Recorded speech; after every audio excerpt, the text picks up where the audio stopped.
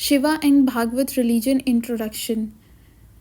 ये सिर्फ एक रिलीजियस टॉपिक नहीं है, बल्कि ये हमें बताता है कि एंशियंट इंडियन सोसाइटी का माइंडसेट कैसा था।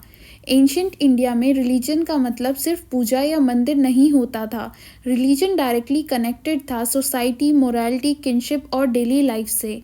शैवा और भागवता ट्रेडिशंस इसीलिए इम्पॉर्टेंट हैं क्योंकि इन्होंने इंडियन सिविलाइजेशन को इंक्लूसिव, फ्लेक्सिबल और टॉलरेंट बनाया। Ancient Indian cosmology. अब हम समझते हैं इंडियन कॉस्मोलॉजी यानी इंडियंस यूनिवर्स को कैसे देखते थे। मॉडर्न वर्ल्ड में हम टाइम को एक स्ट्रेट लाइन जैसे देखते हैं, पास्ट, प्रेजेंट और फ्यूचर की तरह, लेकिन एंशियंट इंडियंस के लिए ये टाइम सर्कुलर था। उनके अकॉर्डिंग यूनिवर्स क्रिएट होता है, फिर एग्जिस्ट करता है और फिर डिस्ट्रॉय होता है, उसके बाद दोबारा से फिर से क्रिएट हो जाता है। इसी थॉट से विष्णु को प्रिजर्वर और शिवा को डिस्ट्रॉयर माना गया। इसलिए शैवा और वैष्णवा ट्रेडिशंस एक्चुअली एक ही कॉस्मोलॉजिकल थॉट्स के दो पार्ट हैं। Concept of 4 yugas. इस साइक्लिक टाइम को एक्सप्लेन करने के लिए युग सिस्टम दिया गया है। युग सिस्टम सिर्फ टाइम डिवीजन नहीं है, बल्कि ये मॉरल फिलॉसफी है। सतयुग में धर्म पूरी तरह फॉलो होता है और सोसाइटी आइडल होती थी। त्रेता युग में वैल्यूज़ गिरती गईं और ड्यूटी और ओबीडियंस को इम्पोर्टेंस दी गई। द्वापर युग में कॉन्फ्लिक्ट्स बहुत ज़्यादा बढ़ने लगे और धर्म अनस्टेबल हुआ।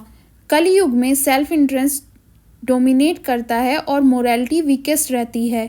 इसी डेक्लाइन को बैलेंस करने के लिए भक्ति और अवतार जैसे कॉन्सेप्ट डेवलप हुए।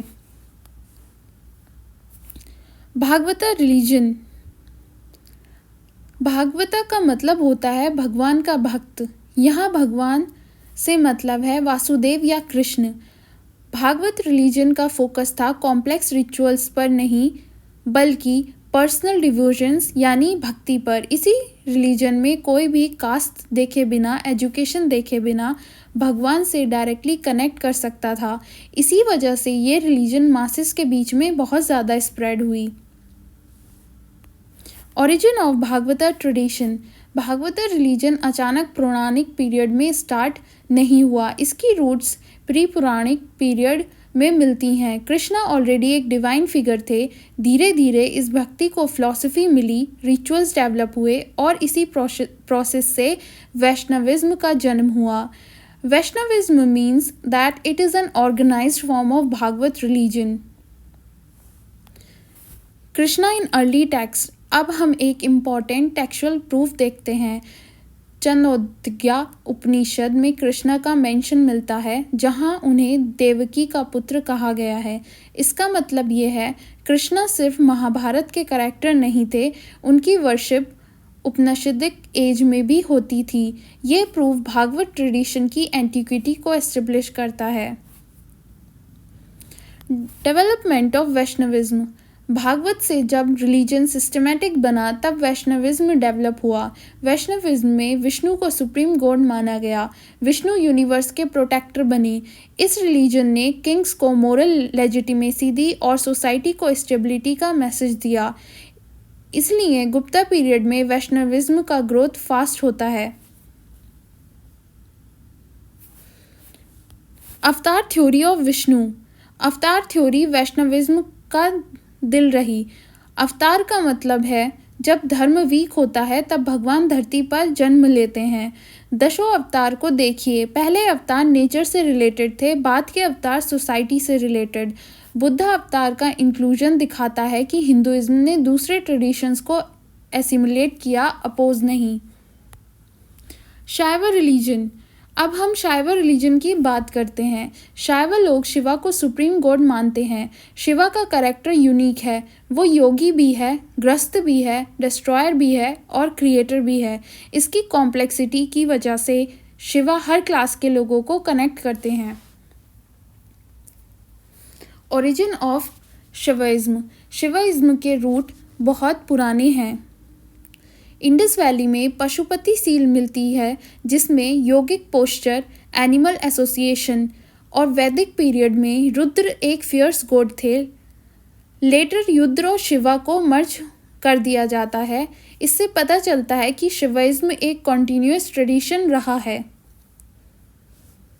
Forms of Shiva. Puranic age में शिवा के कई सिंबलिक फॉर्म्स मिलते हैं। नटराज बताता है कि यूनिवर्स एक रिदम में चलता है।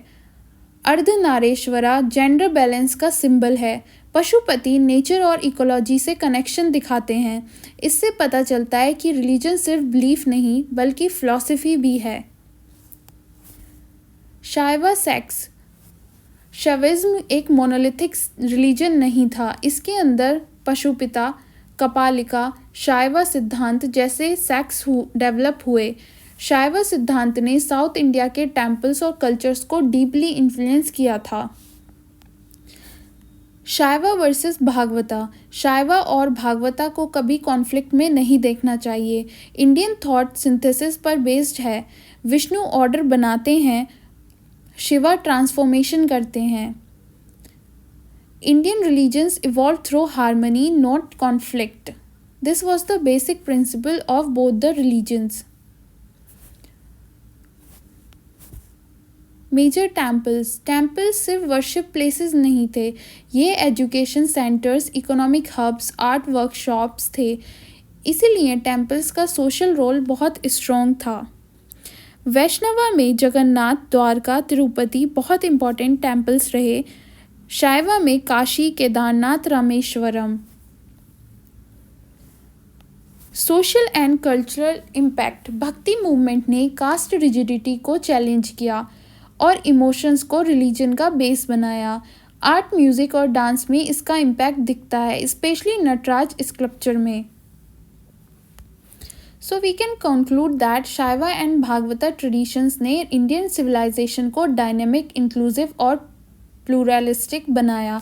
इसी वजह से इंडियन कल्चर सिर्फ सर्वाइव नहीं करता बल्कि अडेप्ट भी करता है।